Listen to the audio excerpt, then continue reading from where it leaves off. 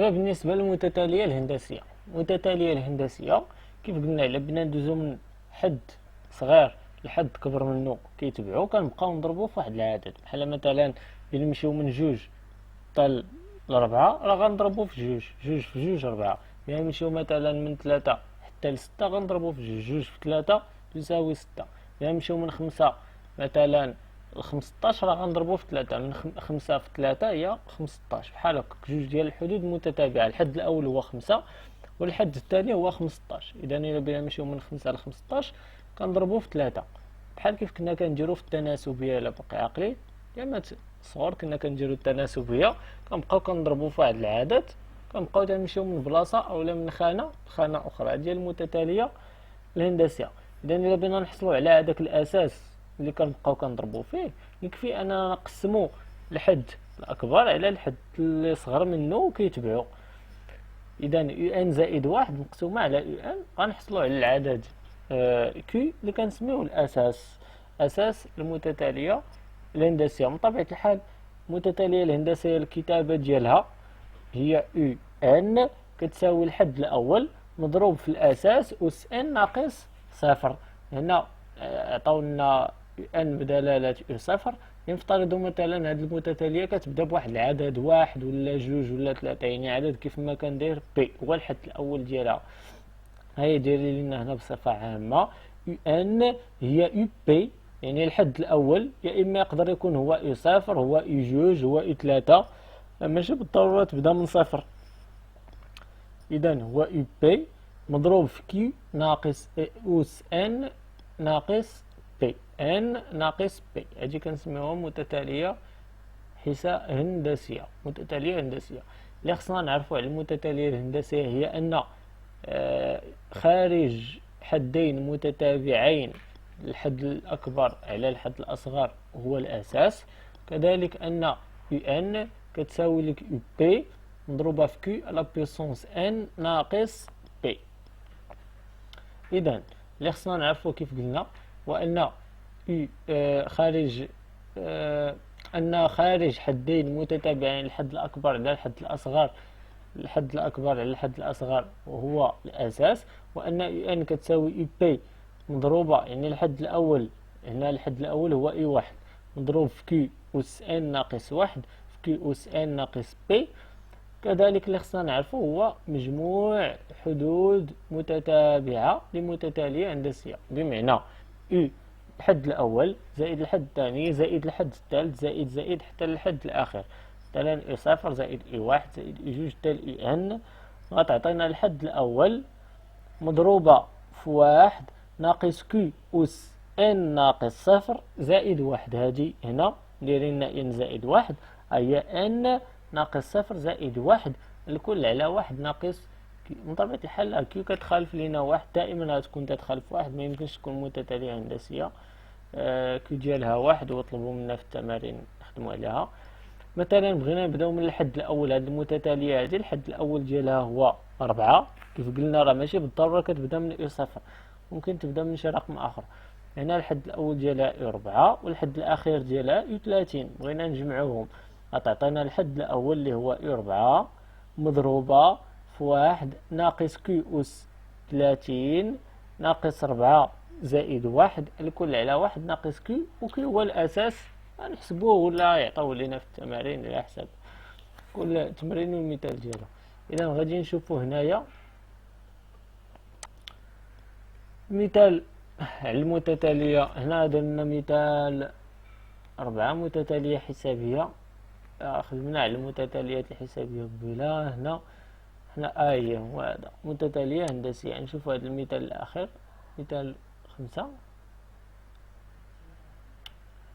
ما شفناش المثال ديال مجموع حدود متتالية حسابية، ما شفناهاش قبيله.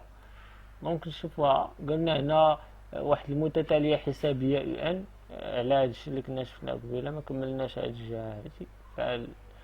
فمجموع حدود قلنا يو ان متتالية حسابية الأساس ديالها هو 3. طلبوا منا نكتبوا يو ان بدلالة ان، هادي سهلة. يو ان كتساوي ليا يو صفر اللي هو الحد الأول، هما عطاونا الحد الأول ديالها هو 5 زائد ان ناقص صفر مضروبة في اغ.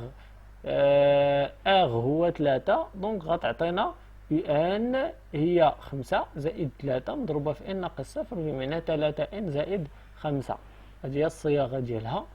المجموع قالوا لنا من اي 0 من الحد الاول حتى الحد الاخير هنا هو 13 13. دونك اس ايكال 0 بلس يو ان بلس يو 13 ايكال غنديرو 13 ناقص 0 زائد 1 مضروبة في الحد الأول زائد الحد الأخير على جوج. الحد الأول زائد الحد الأخير على جوج، هذا هو المجموع ديال المتتالية حسابية. هنا راح نحسبوها. اي صفر هي 5 زائد اي 13. اي 13 غادي نحسبوها هنايا. اي 13 ما حسبوهاش لينا، هي اي 13 هي 44. دونك عطاتنا 5 زائد 44 كلشي على جوج مضروبة في 13 ناقص 0 زائد 1 هي 14. أو ما اختزلو لنا بالسطور 14 على جوج عطاتهم 7 في 49. 44 زائد 5 باش تبان لينا هنايا. ها هي اس هي 14 13 ناقص 0 زائد 1 هي 14 في اي 0 زائد اي 13 على جوج. اي 0 هي 5 اي 13 هي 44. دونك 5 زائد 44 هي 49 كلشي على جوج. 14 اختزلوها مع جوج عطاتهم 7 مضروبة في 49 هي 700 هي 343. هنا عطاونا متتالية عددية. هاو في هذا المثال 5 يو ان كتساوي جوج في 3 أس ان. نحسبو الحدود الأربعة. غنبداو بإي صفر لأن ان كتبدا بصفر، هي ان أكبر من أو تساوي صفر. دونك الحد الأول هو يكون هو صفر. إي صفر غتساوي ليا جوج في 3 أس صفر. 3 أس صفر هي واحد. دونك الحد الأول غيكون هو واحد هو جوج. الحد الثاني واحد غتعطينا جوج في 3 أس واحد هي جوج في 3 6. الحد الثالث جوج في 3 أس 3 جوج في 3 أس 2 ربي غتعطينا جوج في 6 هي 12. والحد الأخير هو جوج في 3 أس 3 هي جوج في 27. جوج في 27 غتعطينا 54. هما هادو. الحد الأول اي صفر هو جوج، اي واحد الحد الثاني هو 6، الحد الثالث اي جوج هو 18 جوج في 9 و 18. والحد الرابع اي 3 هو جوج في 27 54. بطبيعة الحال غادي تقول لي كيفاش الحد الأول هو اي صفر والحد الرابع هو اي 3؟ الحد الرابع يكون هو اي 4. لا، الحد الأول هو باش كتبدا المتتالية كتبدا لينا من صفر.